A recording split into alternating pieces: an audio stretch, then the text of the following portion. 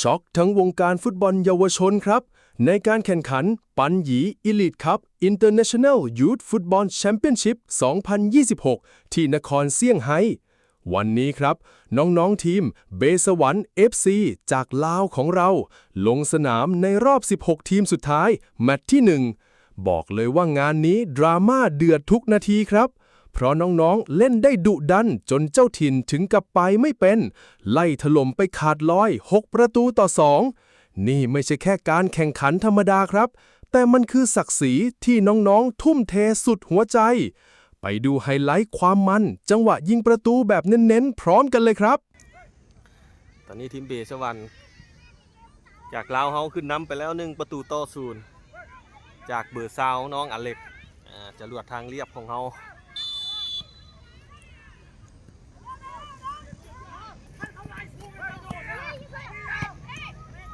เจมได้บานเจ้าเจมบานขึ้นมาแทงออกทางไหนออกมาทางที่อเล็กบอลำตรงนี้จับบานออกไปเองเบียร์คนเดียว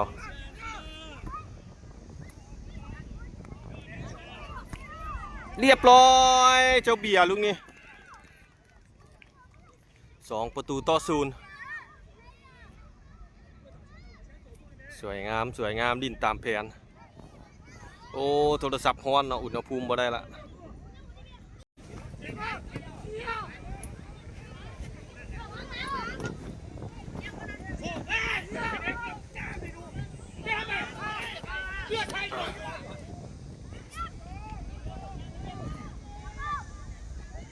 ตั้ง 2 ต่อตั้ง 2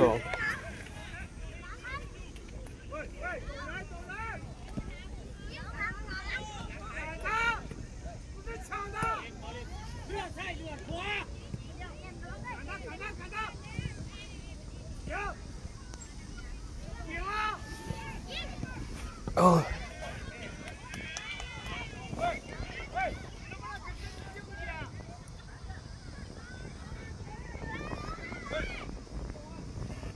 มันฮ้อน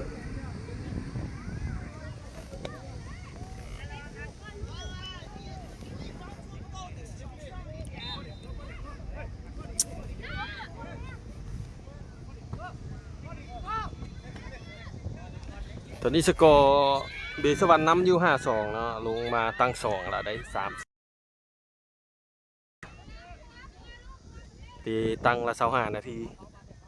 รอบ16 ทีมตีแบบเก็บคะแนน3 นัดครบกันหมดเนาะภายในกลุ่มมี4 กลุ่มสำหรับรอบ16 ทีมนัดแรกของมือนี้ถือว่าเตะทรหดหลายเรียบร้อยว่าเจ้าเบียร์บอเข้าตรงนี้ยังได้คอนเนอร์อยู่ยังได้เตะแจ๋อยู่คอมเมนต์ขึ้นแล้วมันฮ้อนหลายมันบ่ได้เว้ยมันโทรศัพท์ดับเลยของข่อยโอ้โหดหลายตอนนี้สกอร์นำอยู่ 5-2 เนาะเห็นคอมเมนต์ละโอ้ยคันห่มกับผมมีเมียเล็กบอล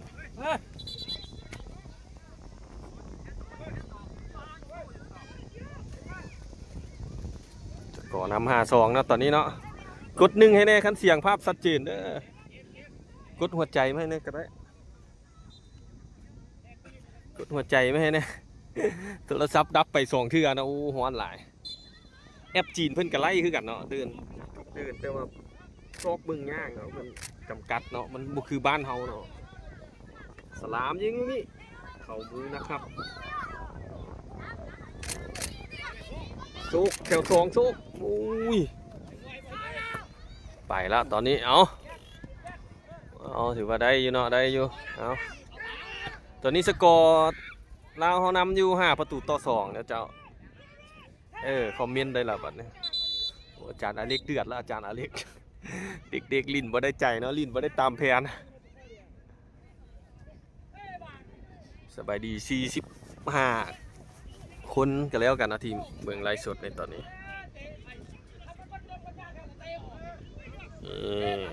แชร์ให้แล้วโอ้ขอบใจหลายๆเบาคำมวลพากินนี่ FC ตัวยุง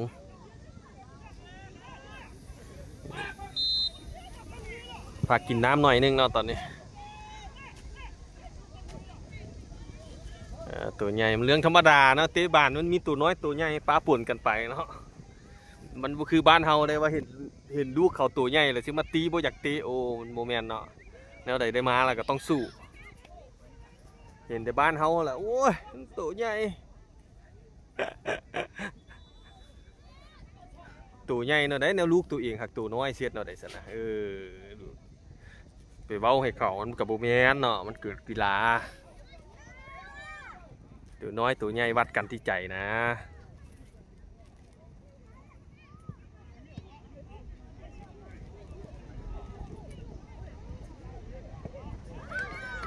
แมนเตะโหดพูดเว้ยตั้งละ25 นาที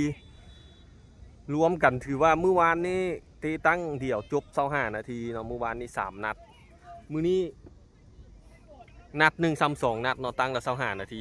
ถือว่าทรหดหลายฮอบ16ผัดเอามาเตะแบ่งกลุ่มอีกเก็บคะแนนอีกกันเตะตกเลยกับยังว่าใครอันนี้เพื่อนเอามาเตะเก็บคะแนนเพื่อไปเข้ารอบ8บ่เข้าใจคือกันทีมงานเจ็บหัวเลย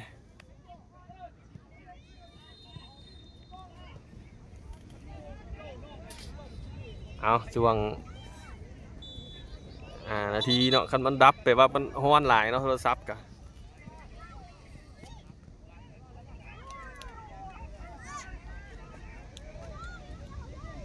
แม่นละ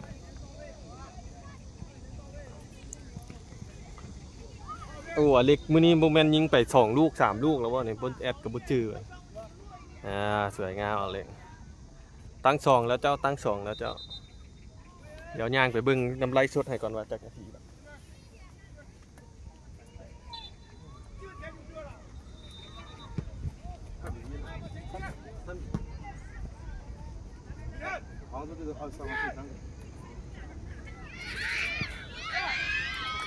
อ้าวหันมาเจ้าเบียร์ยิงเข้าไปแล้วเนาะ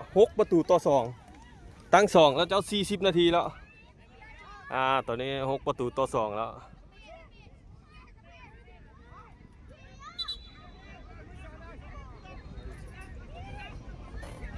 ตอนนี้ตั้ง2แล้ว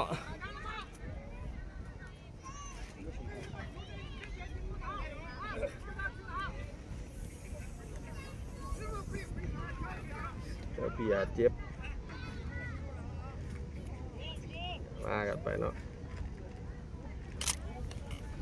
นัดต่อไปมันช่วงแรงๆเนาะเบิ่งตามโปรแกรมเนาะFC ผู้ใดเข้ามาใหม่ไปเลื่อนเบิ่ง Facebook เบสวรรค์เขาได้เนาะเลื่อนเบิ่งให้แน่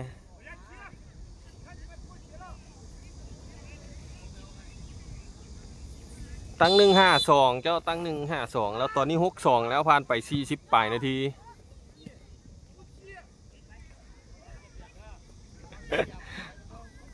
มาเซียวกันเลย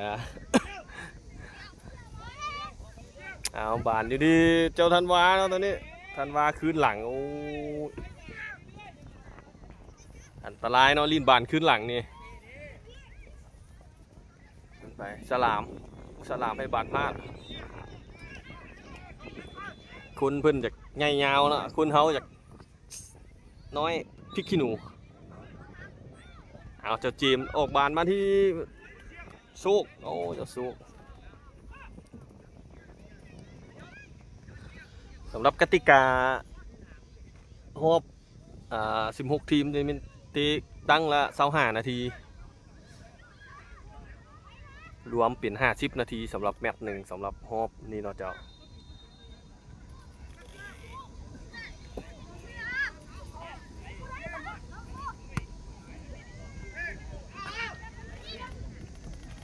ทีมออกบานพลาดมาเนาะ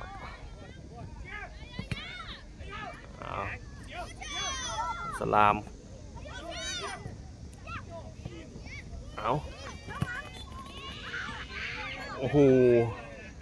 ปาดที่จับบานยาวเกินไปลูกนี่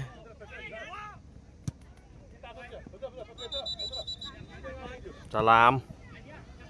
เบียร์ได้บานเบียร์ตั้งปั๊มยิงลูกนี้เอาเข้าข้างประตูกรรมการให้ทัสเนาะ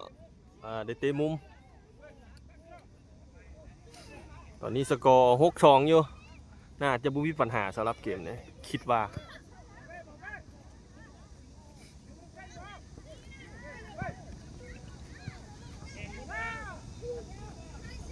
น้องชายสุกก็มาเบิ่งเนาะ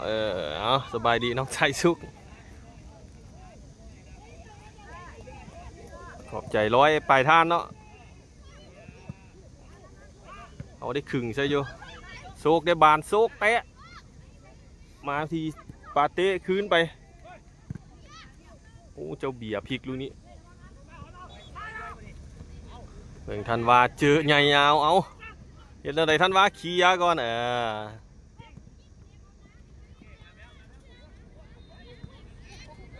ไหลมาที่โบมีไผ่บานเป็นของบีสวรรค์เฮาทุ่มบาน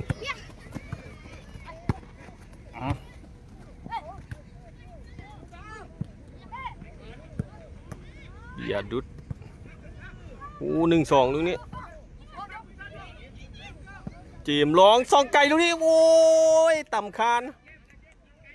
งามหลายเจ้าจีมจังหวะซองไก่เบอร์12น้องปาร์ตี้เนาะเนี่ยน้องชายปาร์ตี้ตัวจี๊ดเลย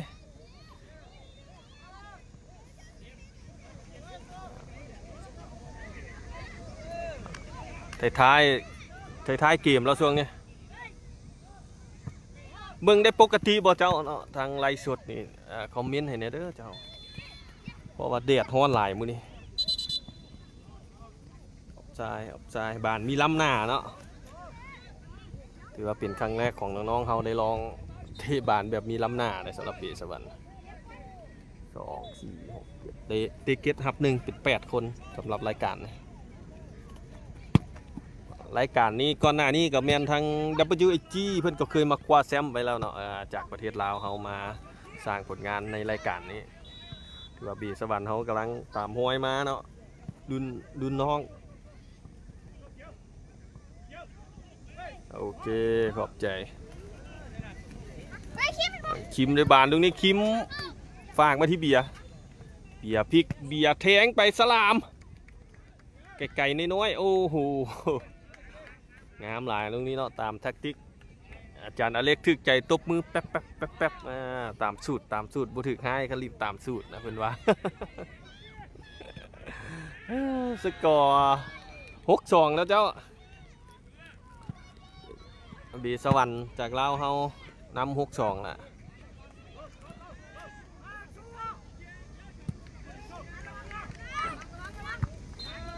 ภาพชัดเจนอยู่แต่ยานมันฮ้อนแล้วมันตัดไปเลยปาร์ตี้จีมวางแทงลูกนี้โอ้สวยงามเอาสลามโอ้ยลุดเดียวลูกนี้เจ้าสลามจอเนาะทีมแทงทะลุช่องลูกนี้สวยงามเลยบอลล้ำหน้าลูกนี้เจ้าเจมเบอร์8ถือว่าเพมิเกอร์ของทีมเขาเลยเนาะตัวเกียมออกโซกไปที่มาที่เบลลี่เอาเบลลี่ซึกบานครั้งแรกเลยเตะมุมอยู่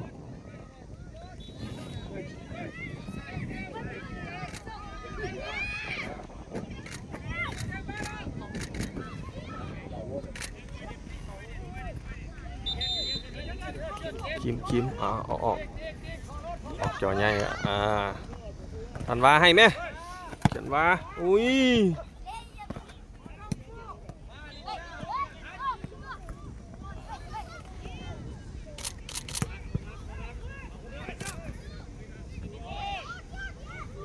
ปาร์ตี้ได้บานอยู่ตอนนี้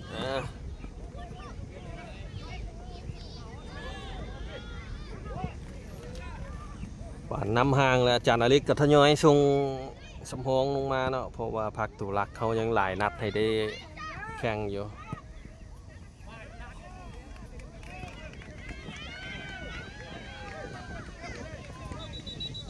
เบอร์14วะเบอร์14 6 ประตูต่อ 2ตอนนี้พักก็จะกลับไปห้องแฮมไปกินข้าวพักผ่อนหน่อยนึงแล้วแรงๆจะออกมาจบไปแล้วครับสำหรับแมตช์ประวัติศาสตร์ในรอบ16ทีมสุดท้ายต้องบอกเลยว่าสกอร์6-2ในวันนี้มันเป็นคำตอบที่ชัดเจนที่สุดครับว่าทีมเบสวรรค์ FC ของเรา มีดีและน่ากลัวแค่ไหนในรายการนี้ เส้นทางสู่แชมป์ปัญญีอีลิทคัพ 2026 ยังอีกยาวไกลครับ และน้องๆยังต้องการกำลังใจจากพวกเราทุกคน ใครที่ภูมิใจในตัวน้องๆ อย่าลืมกดไลค์ กดแชร์คลิปนี้ ส่งพลังใจไปให้เด็กๆลาวของเรากันเยอะๆนะครับ นัดหน้าห้ามพลาดเด็ดขาด กดติดตามช่องไว้เลย ผมจะมารายงานผลด่วนให้ทราบทุกแมตช์ครับ แล้วเจอกันครับ